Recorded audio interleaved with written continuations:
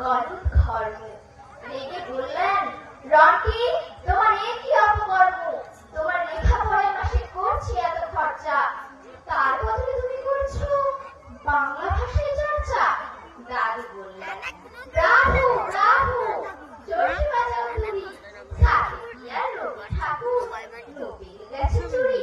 না শিখলে বাংলা ভালো, ইংরেজিটাও টাইস।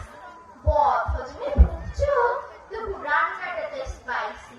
যতই করো হম্বি তম্বি, ঘটাও আদ্য সাধ্য, বাংলা ভাষা থাকবে বেঁচে, এটাই উপপাদ্য। নমস্কার।